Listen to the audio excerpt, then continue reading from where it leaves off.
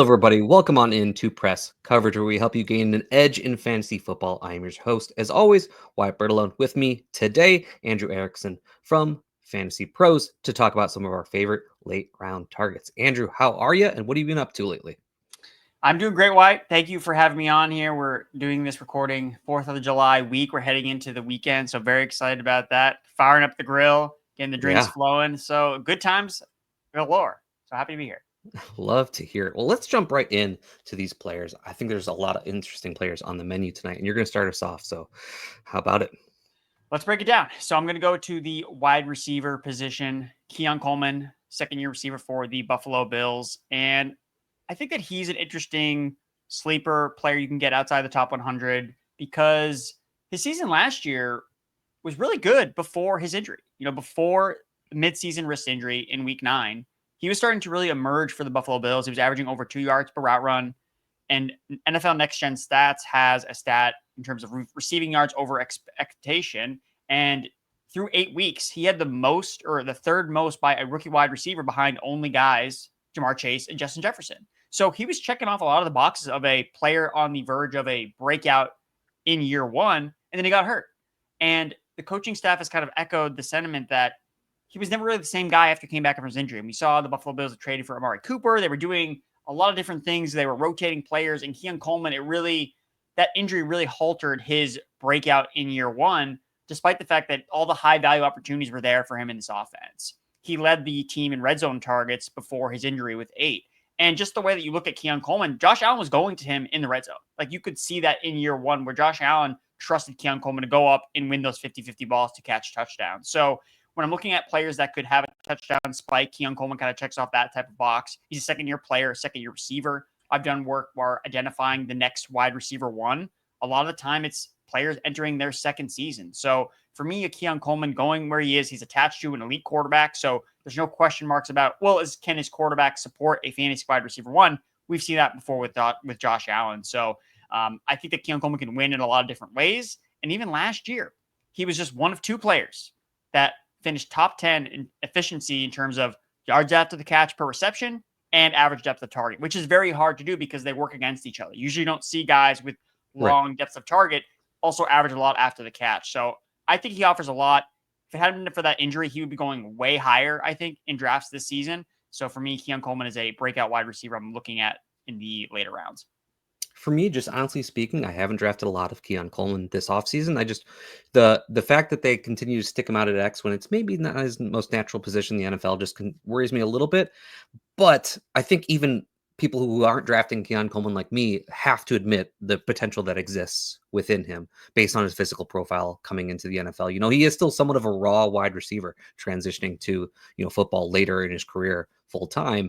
And he really has these like amazing athletic traits. Like you mentioned, like the red zone possibilities with him because he has that jump ball, mentality from the times playing basketball. The stats about, being able to work downfield and after the catch together. That's just a testament to his athleticism and his ability. I'd like to see them work him in some more short intermediate stuff, like take advantage of that after the catch ability that he has. But a feather in his cap too is that, yes, the Bills have like added some pass catchers around him, but they never really add anybody who worries you about like being a real target earner. So like it's still wide open for him. So he is a boom bust pick, but like that boom, it really is in the realm of possibilities for him. Yeah, and I think particularly for redraft purposes, I think that we're going to probably get the answer on Keon Coleman probably pretty soon. Like if like after week 1, if he goes out and he's just doing cardio, then we know, all right, cut this guy. This isn't going to. And so that's why I like him as a late round pick because it's so clear that it is boom or bust. It's not he's going to be Khalil Shakir in this offense. Like Shakir, we feel confident like he's the safe pick among this Buffalo receiver room because Josh Palmer, maybe it's him that has the breakout 5th year. Elijah Moore. He's entering his 5th year too, like in some of these deeper formats. So I just feel confident that there's going to be a breakout receiver on Buffalo. And I want to take shots on those types of players when they're all so cheap when Josh Allen is their quarterback. So Keon Coleman, he checks off enough boxes for me to be the guy. And again, he's not super expensive. And again, if he doesn't fire in week 1, you can cut him and move on. Yeah, I like that outlook too for the seasonal leagues, mentioning that, like this is someone we'll know early on and you can decide what you're going to do with him after that. Speaking of breakouts, moving on to my first player, someone who I just won't shut up about this offseason, that's Drake Maye, because I'm absolutely in love with the player. I thought He was a credible talent coming into the NFL. I thought he showed out in what is possibly the worst situation any quarterback had last year, playing for the Patriots with a terrible offensive line, very little weapons for him. Still managed to average over 17 points per game in the games he started and finished in 2024. I have to bring that up because there's some wonky games in there in that game log. But also ninth in rushing yards among QBs, despite those fewer games that he had, showing off those legs. And we actually kind of know that the Patriots held him back at the end of the season, didn't want him to get hurt. So they were kind of telling him, hey, don't run as much right now. But then going into this offseason, the Patriots do exactly what you want them to do. Try to build around Drake Maye. They signed Stephon Diggs, who, yeah, I don't think Stephon Diggs is the same as he used to be, but he's significantly better than what they had last year. Just competent wide receiver play is a big upgrade for this offense. Drafted Kyle Williams, so there's a lot of excitement for there. He's a player who can get open, work deep, work short. Trevion Henderson, great running back, great pass catcher, one of the best pass blocking running backs we've seen come into the NFL that will really help him. And then drafting Will Campbell. I just really like what they did around him. And then all this without even saying, I think Josh McDaniels brings a level of competency as the offensive coordinator now for them that just kind of helps build this offense up to a point where Drake Maye is not going to fail. And because of his physical talents and his rushing ability, I think top 5 QB in the range outcomes. I realize I'm being a little bit bold there by saying that, but like he's a QB1 for me going into drafts right now, but you don't have to draft him like that. He's normally going around like QB15 late in your drafts. We're talking seasonal leagues. That means in a lot of leagues, you can just be the last person to take a QB and draft Drake Maye. And that's a place I like to be. I'm right there with you. I'm definitely, I'm pumping the bags for Drake Maye as well. I do find myself running into some issues when I rank these quarterbacks and when I'm seeing guys like a Jalen Hurts when he falls into round 4, I think, man, like this is a really good value, but I know I can get Drake Maye later. So I struggle with it because there's a lot of good quarterback paths that you can take. I'm not saying one is, I think they're both right answer, except when you can only start one quarterback, you're kind of put into a weird situation. I do have a follow-up though, because someone that I keep struggling with ranking Drake Maye against is another second-year quarterback who also is in an improved offensive situation, who also offers value with his legs, and that's Caleb Williams.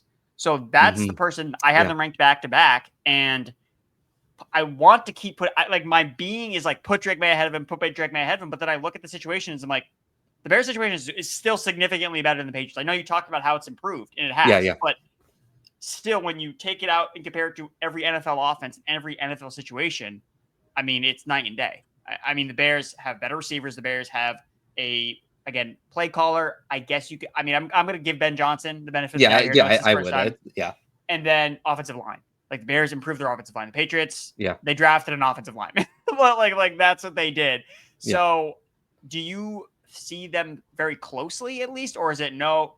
Drake Maye, no matter what, all the way. I just kind of want, because it's something that I'm kind of struggling with, because I like both guys a lot. No, I'm with you. They are very close. I do have Caleb Williams ahead of Drake Maye ever so slightly, but the difference in them in drafts is it's greater than the way we're talking about them right now, which is why I kind of prefer Drake Maye. But I agree with you about everything you just said there. I'll say Maye, I think, is the better talent at this point based on their rookie years, but what the Bears did is more substantial than what the Patriots did, especially with Ben Johnson. I think that's like, I like Josh McDaniels. I like what he's done in the past. Like I think he gets called, a Brady merchant, but there are some years in there where like he was offensive coordinator during the Matt Castle year for the Patriots, first year in Denver, first year in Vegas, like they were all right, But Ben Johnson is a key factor here in that decision, I got to say. For sure. I can agree with that. Maybe I shouldn't have made that questionable. It's clearly Ben Johnson over there. Let's be clear with everybody. Nice. Yes. It's okay. Well, we're going to take a quick moment to hear about the Flex 4 from Fast Draft Tournament. And when we get back, we're talking more late round targets. Let's face it, most people that play fantasy, they don't play DFS, they don't play big best ball tournaments. Why? Because it's too complicated and they feel like they can't win. And that's why we developed the Fast Draft Flex 4 game. You just draft any 6 guys, the top 4 enter your lineup every week. So if you love Garrett Wilson, you think he's going to outscore Tyreek Hill, or you love Breece Hall, and you think he's going to outscore Devon Achane because you're a big Jets fan, if you're right, you will make money. You don't need to be running big data models. You don't need to be soaked in strategy and understand the schedule forwards and backwards.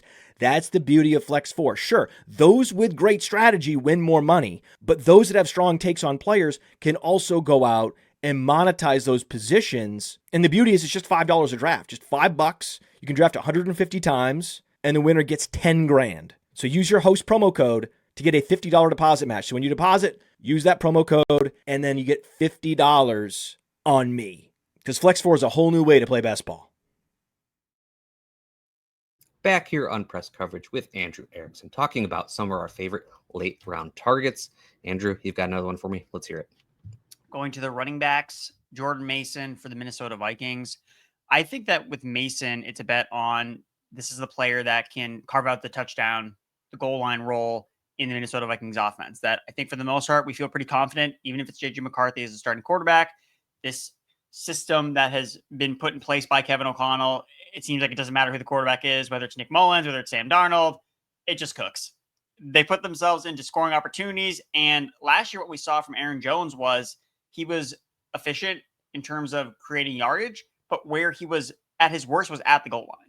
Like he had one of the worst performances ever. And I know that because I bet on his anytime touchdowns way too often, thinking, okay, this is the week we're going to cash in on the touchdown regression, especially in those Packers revenge games where they were giving him the ball at every single opportunity and he never scored a freaking touchdown. So very frustrated, but I'm trying to take advantage of that emotion from last year and use it for information this year in that, hey, they have a role in mind for Jordan Mason. They've talked him up. The coach speak has been very positive about Jordan Mason and Aaron Jones kind of having a 1-2 punch. And even if Aaron Jones is the leading ball carrier receiver out of the backfield, I think that when they get him close to score, I think it is going to be Jordan Mason that's going to get some of those touches. And you look at the Vikings, they really revamped their interior offensive line. So although the offense has been very pass heavy, I think with McCarthy as a young quarterback coming off a season-ending injury, I think that they're going to try to ease him a little bit.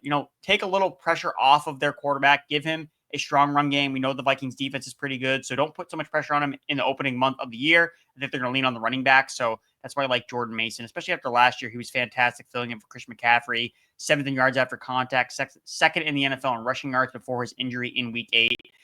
So for me, Jordan Mason is a guy I'm always circling because I think that he can produce even alongside a healthy Aaron Jones. I still think Aaron Jones is a quality running back, but I also think it speaks volumes that the Vikings, who were short on draft capital, decided to send some to bring Jordan Mason onto the team. And if I'm looking to invest in this backfield, it's been Jordan Mason this offseason. My only question now at this point is his price is kind of like steadily climbed, like little by little as the offseason has been going on. What's the point in which he rises enough where you say, okay, it's risen too much and I'm not too interested anymore?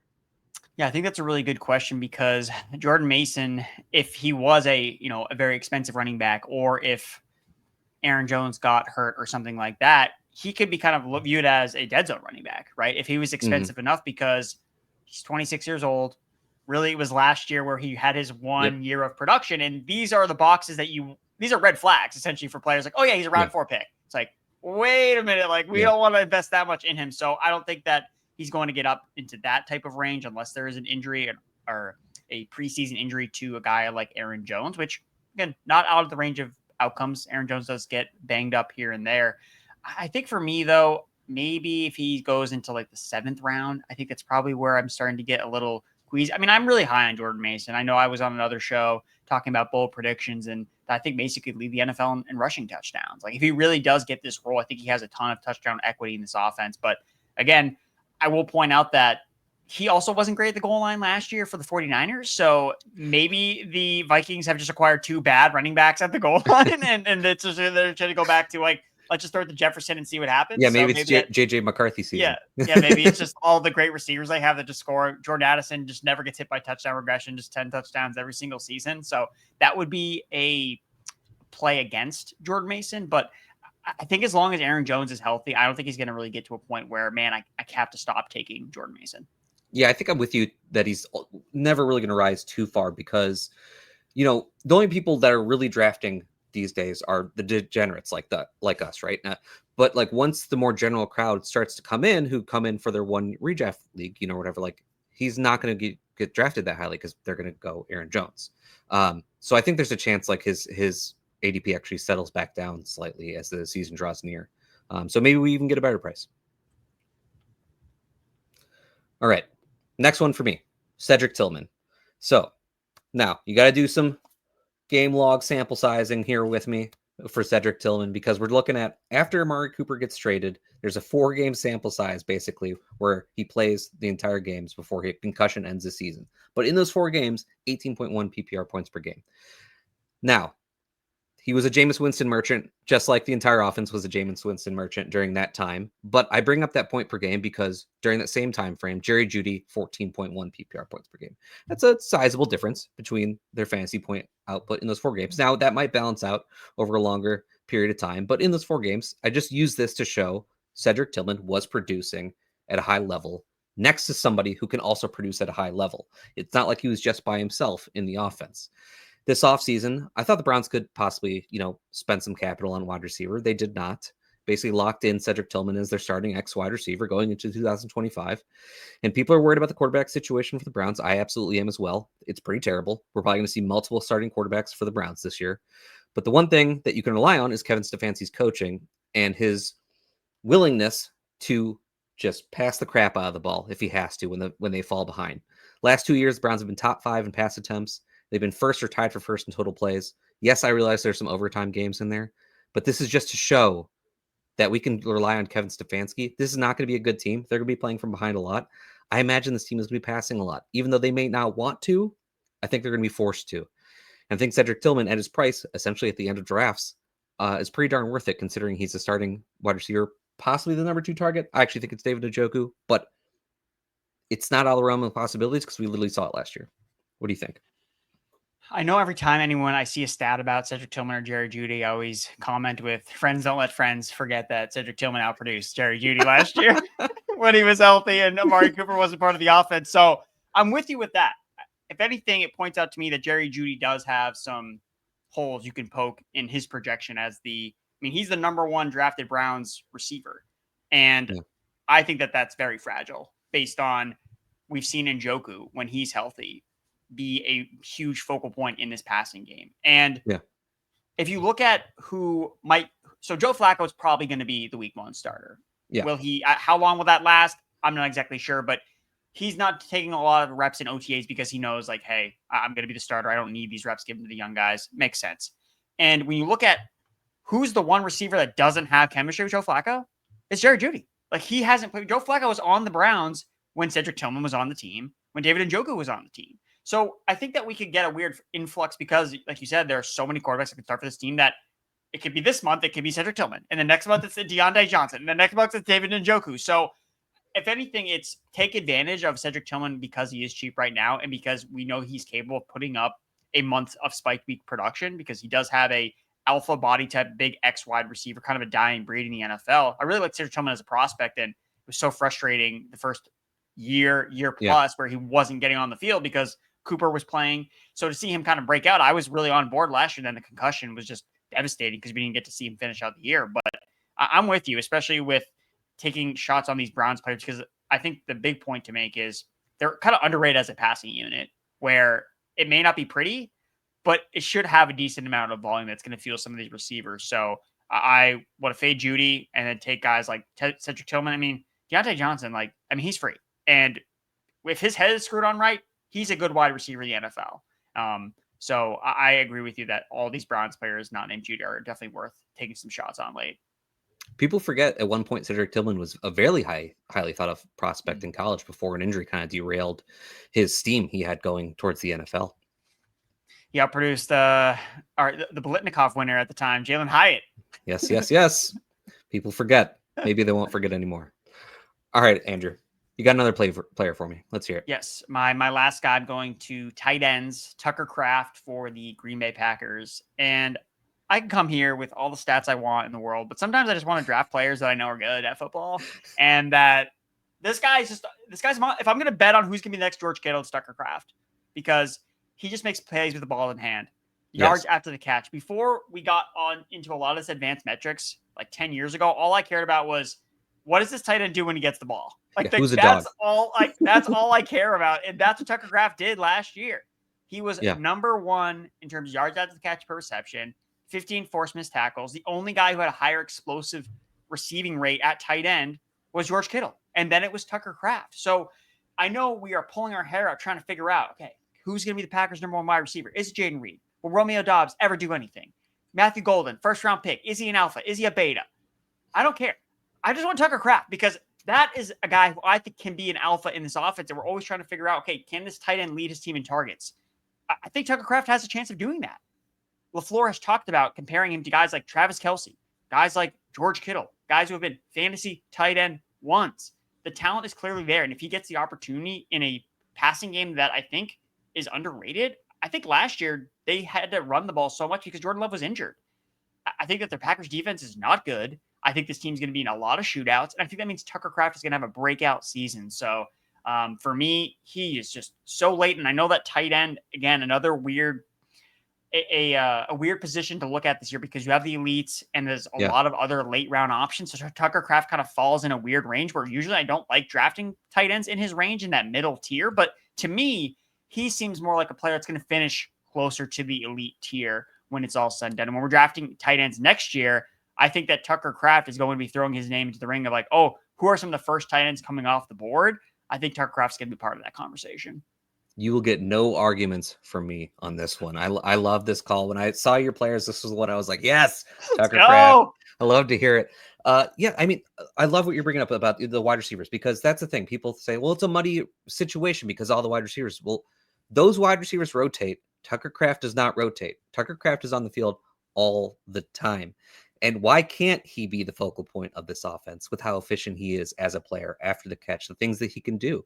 I love the player like that. When you started off just saying I just want to draft players, like yes, dude, yes, I totally feel that way. He's a dog, man. He creates play. He's just fun to watch, man. Like you're not going to regret drafting Tucker Kraft. Like I could be wrong about every other pick. Keon Coleman, Jordan Mason, these guys could just maybe those guys aren't actually good. Tucker Kraft is good. Like I know that for a fact. And if the opportunity reflects how good he is at football, he's going to be a monster. Yeah, and I just like hate all the arguments against him. Like people still bring up Luke Musgrave, who like Tucker Kraft stole his lunch. Like, what are we doing? You know, like I love Tucker Kraft. He's one of my favorite tight ends to be drafting. In like drafting on underdog where you're normally drafting 2 tight ends. I'm a big fan of his price there because you can still go with like a George Kittle and a Tucker Kraft and feel really good about that without having to spend that much draft capital on it. Him and Njoku are like my 2 favorites when we're getting into those a little bit later rounds on underdog and seasonal leagues. I think you can just wait and draft Tucker Kraft as your only tight end and feel comfortable about it. Love it. All right. My last player of the day, Rico Dowdle. And this one is honestly just pretty simple for me. Filled in pretty well for the Cowboys in 2024. Over 1,300 total yards after they, played around with if Zeke Elliott had anything left. And then Rico Dowdle came in and played admirably. So showed a little bit as a pass catcher, showed a little bit as a runner. Nothing explosive, nothing too crazy, but he showed he could handle a large workload and produce for an offense. And then the Cowboys let him walk. Possibly can be seen as an indictment. I honestly just don't want to trust anything the Cowboys do at running back. And the Panthers just immediately pick him out of free agency. And I think he's become one of the better handcuff running backs available, but he's not drafted like it. In fact, he's cheaper than almost all the other running backs we can say are handcuffs. Maybe there's worry about Trevor Etienne coming to the team. Trevor Etienne drafted in the 4th round. 4th round running backs this year looked at a little bit differently because how good of a class it was, possibly seen as Etienne could be taking some of the receiving role for this team. My thought is Rico Dowdle, we know he can actually play on 3rd downs in the NFL. You have to be able to pass block coming in the NFL. I don't know if Trevor Etienne is there yet. Maybe he gets mixed in some just like manufactured touches, but I don't think like if Chuba Hubbard went down, that Etienne was really taking too much away from Dowdle on this offense. So Dowdle's one just easy to project for me. If anything happens to Chuba Hubbard, Rico Dowdle's going to step in and be a league winner for us. And he's going at the end of drafts. And I'm just going to always attack running backs like that.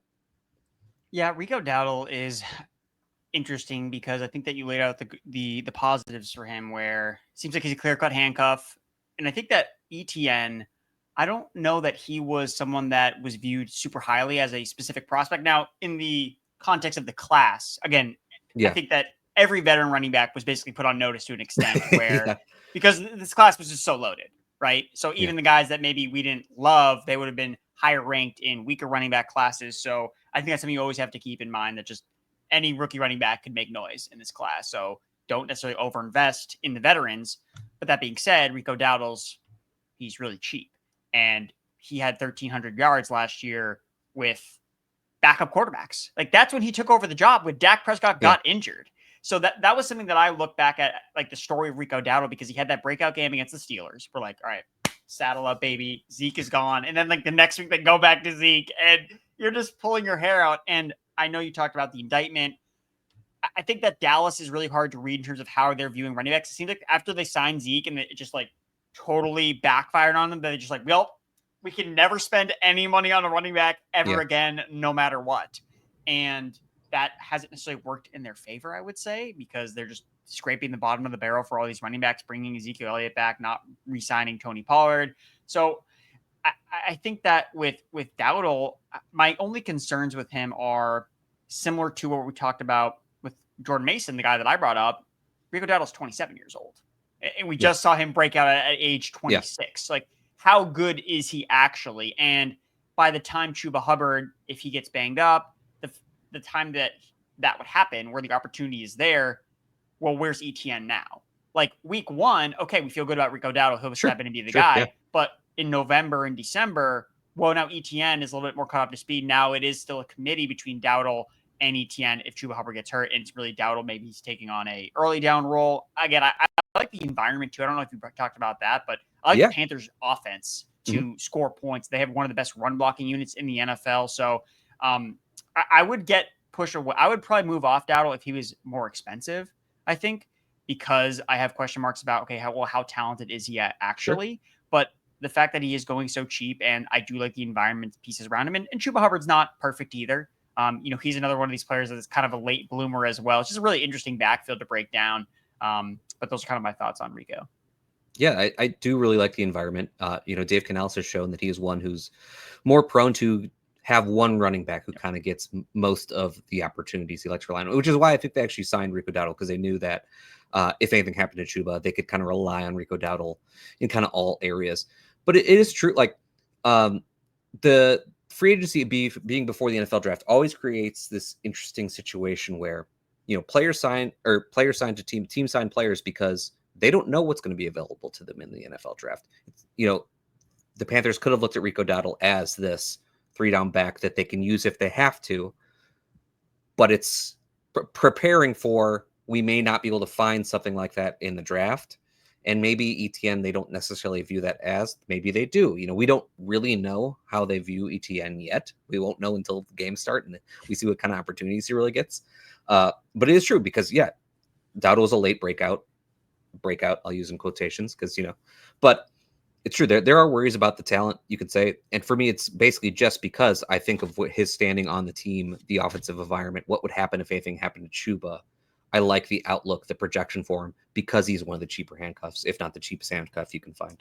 I would say, and just to kind of like theorize how we would view Dowdle, let's say there's a scenario where Hubbard, okay, like he gets banged up, God forbid he tears his ACL, right? So now Rico Dowdle is, okay, he's slotted in as that RB1 in this offense. Now he's going in round 4. ETN is the backup, and then they signed some scrub, Melvin Gordon, whatever, like some guy off the street. Would you draft Rico Dowdle knowing that, okay, he's the projected number 1 running back, but we've also talked about how some of his other fragile things, at least for me, it seems like, okay, well, now he looks like a dead zone running back, like not very chance. clearly. Oh, okay, cool. So I kind of wanted to just talk about that, because even with running backs that, again, the price is obviously very important, but even when you draft dead zone running backs, they completely face plant. So that's something that I would just say, even if I just don't want to rule out the fact that Dowdle, I think if he isn't really this talented guy, then he could face plant. Like if ETN overtakes him as the number 2 running back, it doesn't hurt you where you're drafting him, but just evaluating the player is just an interesting exercise I try to think about with some of these players. I love that question. I think it's a really good way at looking at these backup running backs, as a way to try and value them against each other. Is if they're starter in front of them that hurt, where would you draft them? Mm-hmm. And how would you feel about that? And that's a really good way to look at it, because if Chuba Hubbard goes down and Rico Dowdle shoots up in that dead zone, not a chance am I drafting him. Like, I like Rico Dowdle now because if Chuba Hubbard goes down, I might be able to get 11 points per game out of him for a handful of games at a really cheap price. I don't think like that Rico Dowdle is capable of 15 points per game at where he could warrant being drafted that highly, that he would likely climb to.